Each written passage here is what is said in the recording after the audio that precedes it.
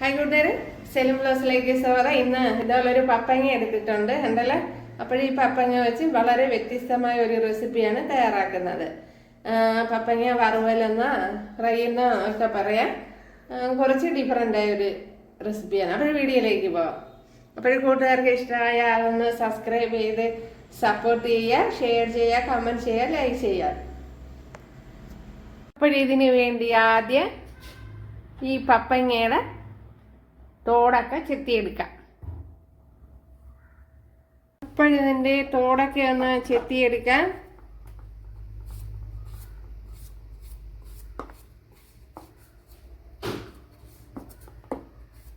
ഇപ്പോഴെല്ലാം ഇതേപോലെ ഞാൻ ഇതിപ്പോൾ ഒന്ന് മൊത്തം എടുക്കുന്നുണ്ട്. അപ്പോഴത് മൊത്തം ഒന്ന് ചെത്തിയെടുക്കാം.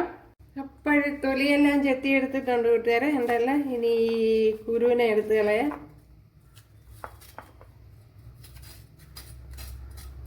അതെല്ലാം എടുത്ത് കളഞ്ഞിട്ടുണ്ട്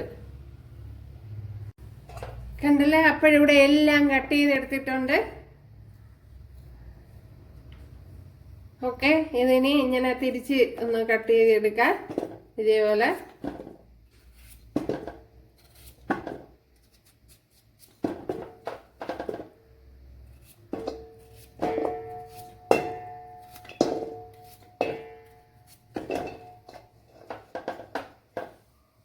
ഇനി ഇതിനെ ഒന്ന് കഴുകിയെടുത്തോണ്ട് വരാം. കണ്ടല്ല, നമ്മുടെ പപ്പങ്ങ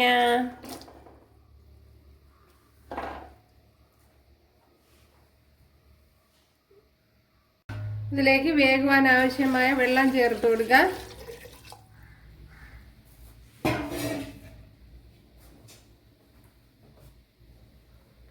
ഇനി ആവശ്യത്തിനുള്ള മഞ്ഞൾ പൊടി ചേർത്ത് കൊടുക്കാം. ആവശ്യത്തിനുള്ള ഉപ്പ് ചേർത്ത് കൊടുക്കുക. അപ്പോഴും നമ്മുടെ പപ്പങ്ങയൊക്കെ വെന്ത് വന്നിട്ടുണ്ട്. വെള്ളം കൂടെ ഉണ്ട് കൂട്ടുകാരെ. വെള്ളം ഇതിൽ നിന്ന് കുറച്ച് മതി. പിന്നെ ഇത് നല്ലതുപോലെ അങ്ങ് വെന്ത് പോയി എന്തല്ലേ. അപ്പോഴെനിക്ക് തോന്നണം ഒരു വിസിലൊക്കെ മതി, പിന്നെ കുഴപ്പമില്ല. ഓക്കെ, ഇതിലേക്ക് ഒരു 2 ടേബിൾ സ്പൂൺ മല്ലിപ്പൊടി,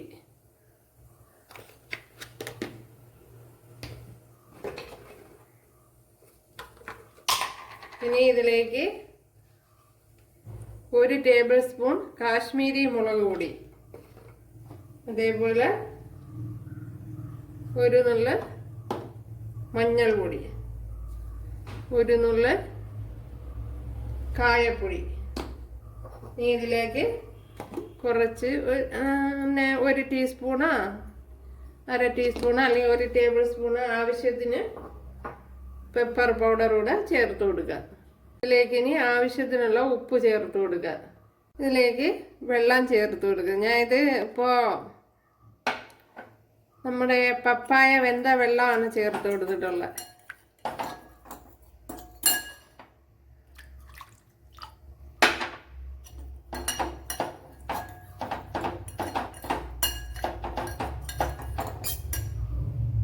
ഇവിടെ 1 ടേബിൾ സ്പൂൺ ഓയിൽ ചേർത്ത് കൊടുത്തിട്ടുണ്ട്. അതിലേക്ക് കുറച്ച് ഒരു വറ്റൽമുളക് ചേർത്ത് കൊടുക്കുക.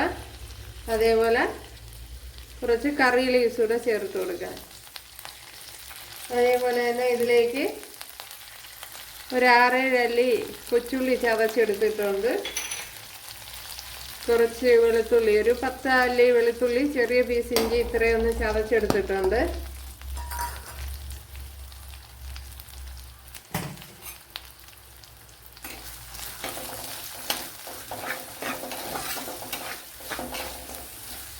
ഇനി ഇത് നല്ലപോലെ ഒന്ന് മൂത്ത് വരണം.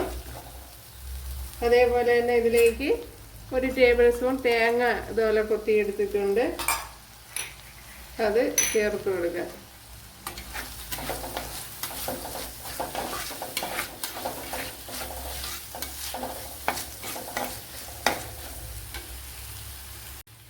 നമ്മുടെ അതൊക്കെ കൊച്ചുള്ളിയും വെളുത്തുള്ളിയൊക്കെ വഴണ്ട് വന്നിട്ടുണ്ട്. അതിലേക്ക് ചെറിയൊരു തക്കാളിപ്പഴം ചേർത്ത് കൊടുക്കുക. ഉണ്ടല്ലോ, ഈ തക്കാളിപ്പഴം നല്ലപോലെ ഒന്ന് വെന്ത് ഉടയണം. അത് അതുവരെ ഒന്ന് ഇളക്കി കൊടുക്കാം.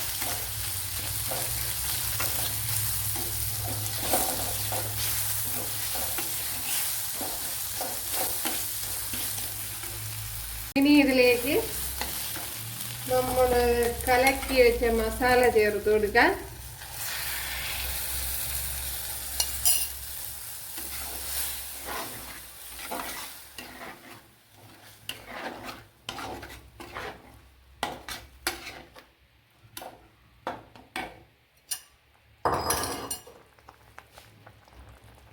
ഇപ്പോൾ നമ്മളെ അരപ്പൊക്കെ തിളച്ച് നല്ലതുപോലെ വറ്റി വന്നിട്ടുണ്ട്. ഇതിലേക്ക് നമ്മുടെ പപ്പായ ചേർത്ത് കൊടുക്കാം.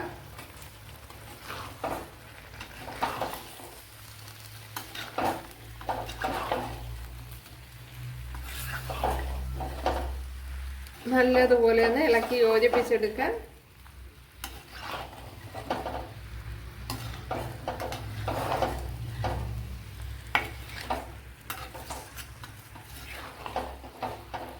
അപ്പോൾ ഈ സമയത്ത് തീ നല്ലതുപോലെ കൂട്ടിയിട്ട് കൊടുക്കണം. നമ്മുടെ പപ്പായ ഇവിടെ വെന്ത് വന്നിട്ടുണ്ട്, ഉണ്ടല്ലേ, അടിപൊളി. അപ്പോൾ ഇത്രയും വെന്ത് പോകണ്ടായിരുന്നു, ഒരു വിസിൽ കൂടുതലാണെന്ന് തോന്നുന്നു.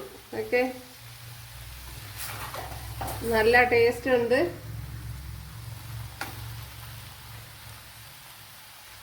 റെസിപ്പി കണ്ടല്ലോ കൂട്ടുകാരെ, ഇവിടെ റെഡി ആയിട്ടുണ്ട്, അടിപൊളിയാണ്.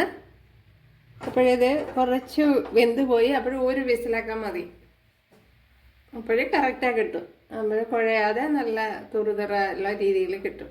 പിന്നെ കുഴഞ്ഞു വേണമെന്നുള്ളവർക്ക് ഇതേപോലെ ഒരു വിസിലൂടെ കൂടുതൽ കൊടുത്താൽ. അപ്പോൾ മീഡിയം തീയിലാണ് ഞാൻ വെച്ചിരുന്നത്. ഉണ്ടല്ലേ, അടിപൊളി.